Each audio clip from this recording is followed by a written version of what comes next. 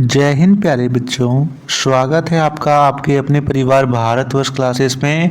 तो प्यारे बच्चों, आप सभी जानते हो कि आपके विद्यालय में हर एक सप्ताह वीकली टेस्ट लिया जा रहा था आपके इम्प्रूव इंग्लिश इम्प्रूव लर्निंग के लिए। और आपके विद्यालय में कल 23 मार्च 2024 को अंतिम वीकली टेस्ट लिया जाएगा। ठीक है, इसके बाद सीधा आपका फाइनल एग्जाम होना है।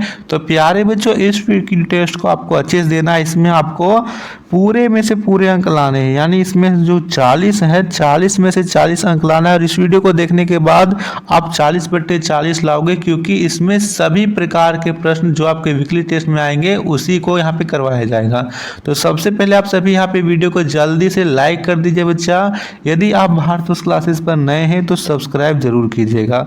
ठीक है बच्चा, स्टार्ट करते हैं। कल कौन से प्रश्न आने वाले हैं, उसका सही उत्तर क्या है, सभी बच्चे नोट करते चलेंगे बच्चा।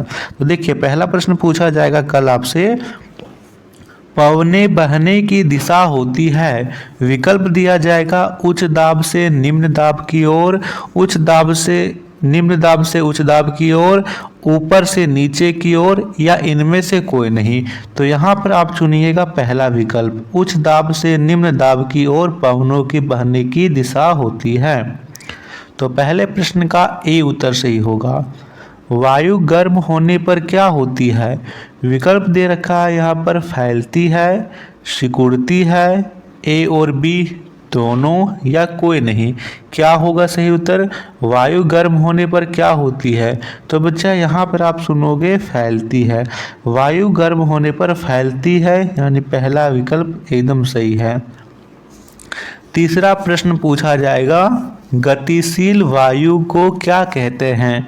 विकल्प दे देगा वर्षा, पवन, दाब, या ऊष्मा।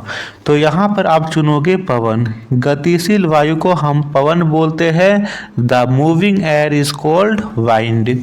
क्वेश्चन नंबर 4, रांची का कौन सा क्षेत्र तड़ित झंझा के लिए काफी संवेदनशील माना जाता है? रातू, कोकर, नामकुम, या फिर यहाँ पर काठीटाण। तो बच्चा यहाँ पर रांची का नामकुम क्षेत्र तड़ित झंझा के लिए काफी संवेदनशील माना जाता है। यहाँ प्रतिवर्ष झंझावत से जानमाल की क्षति होती है। तो इसका सही उत्तर सी हो जाएगा। इस प्रश्न का सही उत्तर सी लगाओगे।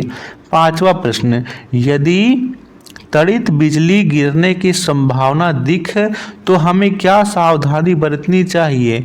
बड़े पेड़ के नीचे नहीं रुकना चाहिए, खाली जमीन पर नहीं लेटना चाहिए, धातु से बनी चीजों के समीप नहीं रहना चाहिए, या उपरोक्त सभी।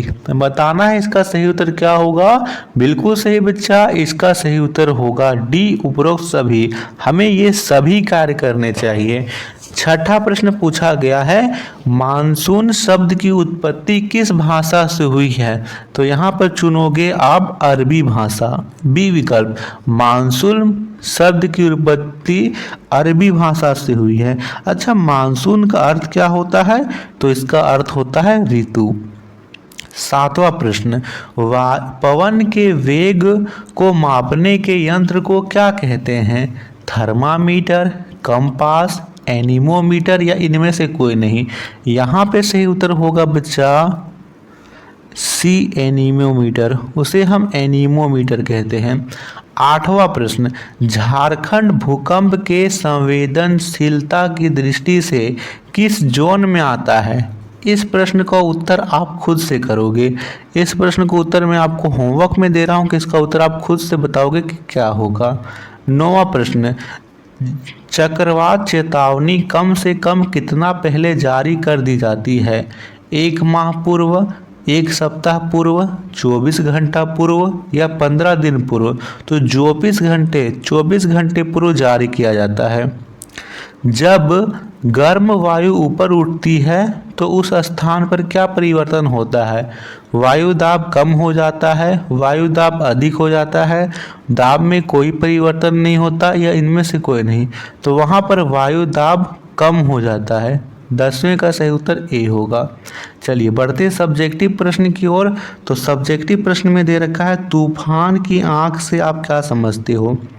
तो बच्चा यहाँ आप लिखोगे, देखिए मैं बोल देता हूँ इसका उत्तर, मैं बोल देता हूँ, आप धीरे धीरे लिख लीजिए। चक्रवात का केंद्र एक अपेक्षाकृत शांत क्षेत्र होता है जिसे हम तूफान की आंख यानी आई ऑफ द स्टॉर्म कहते हैं। इसका व्यास 10 किलोमीटर से 30 किलोमीटर के बीच होता है। लिख लीजिएगा, बहुत शानदार। चलिए अगला प्रश्न यहाँ दे रखा है टोर्नेडो यानी बवंडर से आप क्या समझते हैं। आपको बवंडर के बारे में बताना है तो लिखेंगे टोर्नेडो गहरे रंग के कीप के आकार के बादल होते हैं। इनकी कीप जैसी संरचना आकाश से पृथ्वी तल की ओर आती हुई प्रतीत होती है। ठीक है, अगला है टोर्नेडो से सुरक्षा की विधि लिखें। तो आपको 3 विधियां लिख देनी चाहिए। देखिए क्या क्या विधि होनी चाहिए यहाँ पे टोर्नेडो से बचाव के लिए। पहला, टोर्नेडो से बचाव के लिए लिखेंगे कि चक्रवात, यहाँ पर चक्रवात टोर्नेडो के बारे में हमें लिखना है तो इसमें लिखेंगे हम चेतावनी के लिए बंदरगाहों, जहाज़ों पर काम करने वाले लोगों, नाविक तथा जनता तक जल्द पहुंच होना चाहिए और हमें समय समय पर समाचार पढ़ते रहना चाहिए। चलिए 2 प्रश्न आप खुद से करोगे। पवन के प्रवाह के परिवर्तन किस कारण होता है और त्वरित आपदा ग्रासित झारखंड के छल जिलों के नाम लिखें। ठीक है, ये आप खुद से करोगे। देखिए मैं आपको कुछ बता देता हूँ, एक प्रश्न आप खुद से कीजिएगा। 15वां मैं बता देता हूँ। आप 6 जिलों के नाम लिख सकते हो, पलामू, चतरा, लातेहार, कोडरमा, रांची, गिरिडीह। ठीक है, बहुत अच्छे।